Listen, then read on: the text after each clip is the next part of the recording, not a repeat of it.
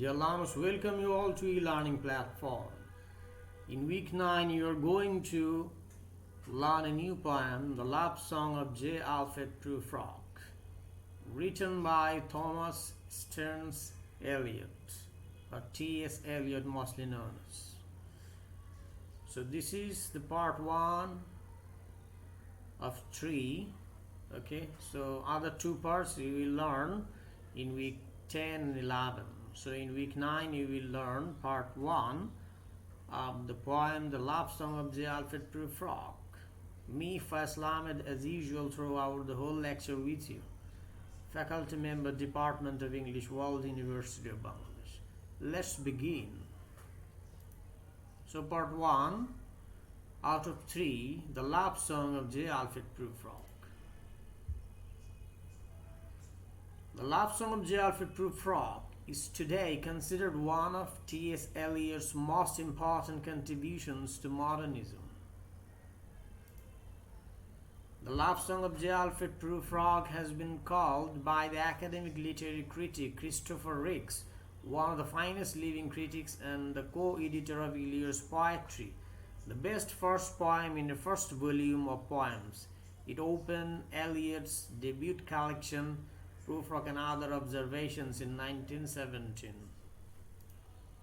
So here's the lesson plan, what we are going to do in this lecture. In this lesson you will learn part 1 of the poem The Love Song of J. Alfred Prufrock from line 1 to line 48. Line 48. Introduction and background of the poem, form, style and structure of the poem, the epigraph, text recitation and analysis part 1 from line 1 to 40. Introduction to the poem The Love Song of J. Alfred Prufrock.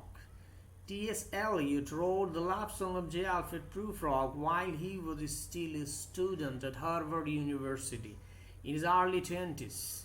The images of the modern metropolitan world which we find in The Love Song of J. Alfred Prufrock, as well as many of the other poems in Eliot's first volume of poems, The Cigarette Inns, The Cups of Coffee, The Vacant Lots, are partly a result of the influence of the French poet Charles Baudelaire on Eliot. It's partly what helps to make him a modern poet, focusing on urban social alienation and the landscape of the city rather than on nature and the pastoral of the village.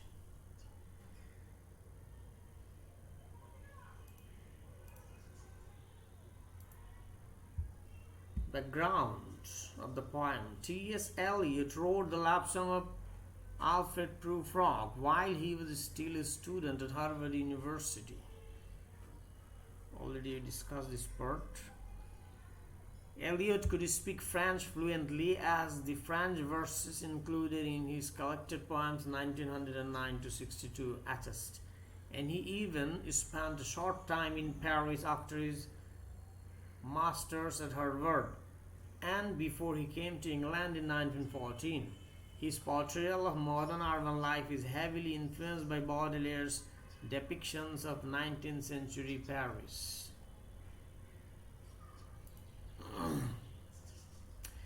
Another big influence on early Eliot alongside Baudelaire was Jules Laforgue, 1860 to 1887, a Franco-Uruguayan symbolist poet.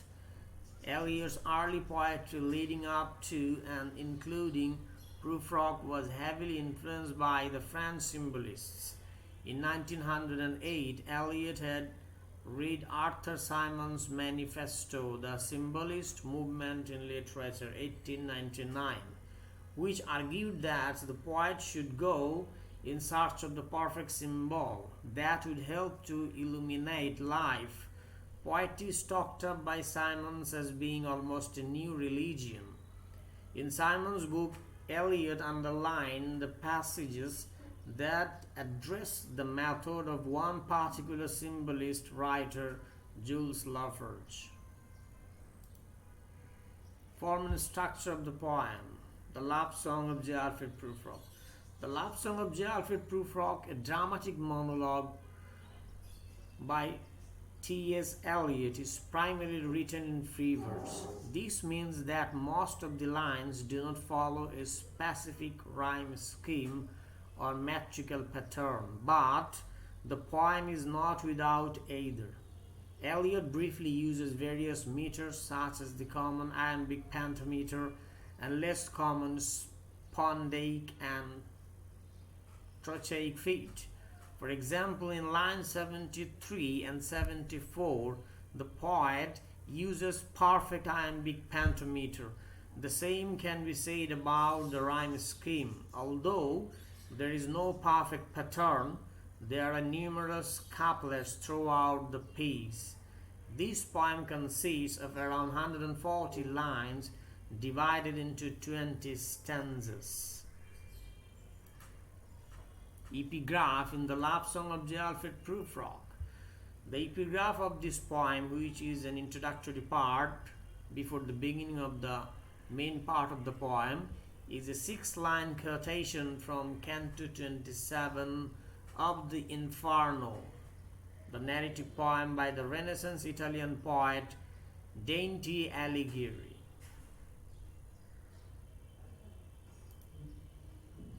So here's the 6-line epigram which T.S. Eliot put before the starting of his poem. S'io credesse che mia risposta fosse la persona che mai tornasse al mondo, questa fiamma steria senza più scosse, ma perciò che giammai di questo fondo non torno vivo alcun, s'io il vero, senza tema di infamia ti rispondo. So this is the Italian poet's version, 6th line, taken from or quoted from Inferno, Dante Alighieri's Inferno. The epigram, description and explanation and interpretation. And no, Eliot doesn't translate it out of the Italian, which is a kind of stunt that makes people think Eliot is a snob. We really can't defend him on this charge, except to say that he was absolutely and totally obsessed with Dante, and maybe he thought other people loved Dante as much as he did. Sneaky little references to Dante pop up everywhere in Eliot's poems, but this one is more obvious. It's a direct quotation. The Inferno tells the story of how a guy, Dante, who has messed up his life badly enough to require some help from the nice folks in heaven, in order to scare him away from sin and other bad things, heaven sends another poet named Virgil to give Dante a guided tour through the horrors of hell, known as Inferno in Italian language. Along the way, he meets a lot of evil and misguided people. The quote from this epigraph is said by one of the characters in the 8th circle of hell, which has 9 circles, where some of the worst are stuck for eternity. This particular guy's name is Guido da Montefeltro, and when Dante asks to hear his story, here's what he says.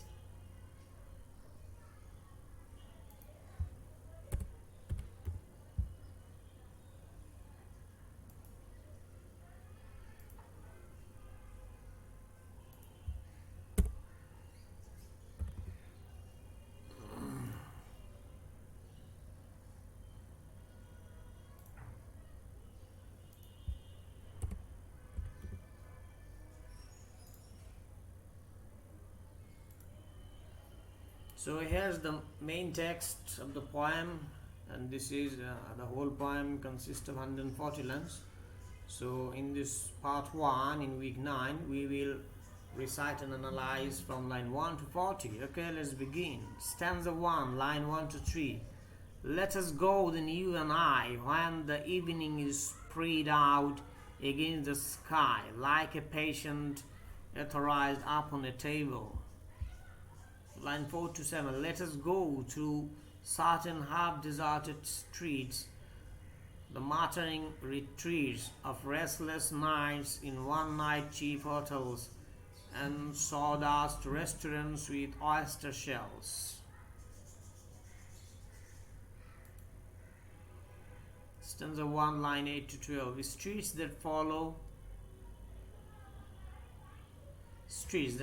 like a tedious argument of insidious intent to lead you to an overwhelming question. Oh, do not ask, what is it? Let us go and make our visit. So this poem is a dramatic monologue, and here's actually the stream of consciousness of a middle-aged man who is thirsty of love at his 40 or 50. Okay, so that's very difficult for a man while he is at his 40 or 50 to seek for love of the young women. So all the things actually going on inside the mind of the middle-aged man. So that's we have found in throughout the whole poem. That's a dramatic monologue.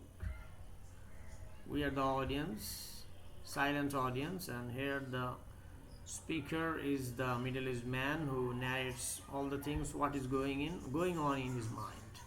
Streets that follow like a tedious argument of insidious intent to lead you to an overwhelming question. Oh, do not ask, what is it? Let us go and make our visit. Stanza 2, line 13 to 14. In the room, the women come and go, talking of Michelangelo. Michelangelo was one of the greatest artists during the Renaissance period in Europe and Italy.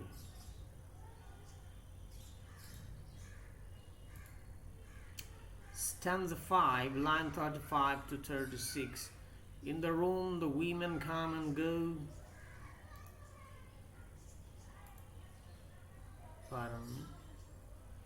Stanza 3, line 15 to 22. The yellow fog that wraps its back upon the window panes, the yellow smoke that wraps its muzzle on the window panes. Here's the situation of the weather and the influence of it on the hotel or pub where the middle-aged man visits to have a cup of coffee and to see the beautiful women, and also seeking love, or he decides to propose someone whom he likes. Okay, so the yellow fog that wraps his back upon the window panes, the yellow smoke that wraps his muzzle on the window panes, licked his tongue into the corners of the evening, lingered upon the pools that stand in drains, let fall upon his back the soot that falls from chimneys. Stanza 4, line 23 to 25. And indeed there will be time for the yellow smoke that slides along the street, rubbing its back upon the window panes.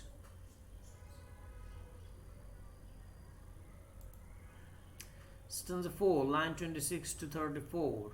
There will be time to prepare a face to meet the faces that you meet. There will be time to murder and create. So that's the hesitation expressed by the middle-aged man. That will be time, and here the murder create, that's actually a metaphorical expression, not literally implied. Okay, so murder and create, that's like propose and create some love affairs between young women and middle-aged man.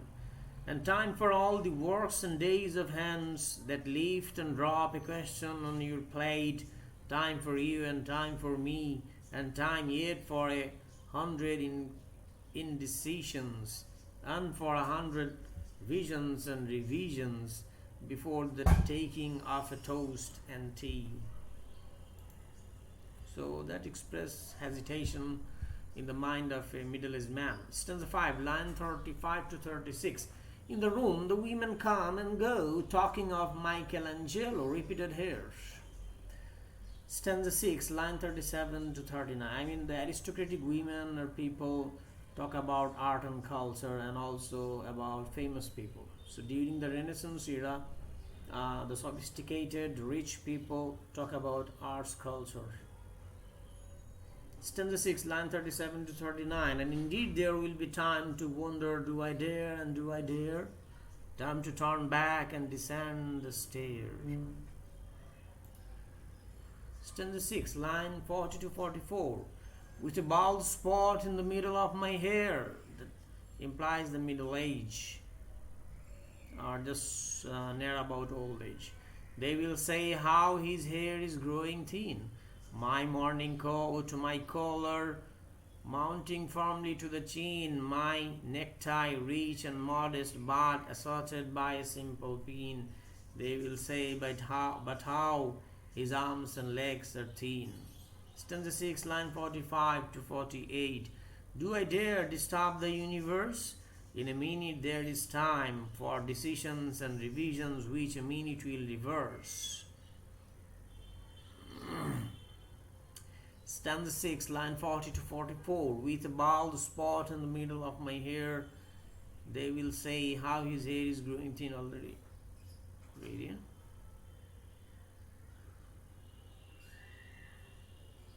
So, do I dare disturb the universe? In a minute there is time for decisions and revisions, which a minute will reverse. So that's in part 1 out of 3 in week 9. Okay, rest of the poem you will get in week 10 and consecutively in week 11.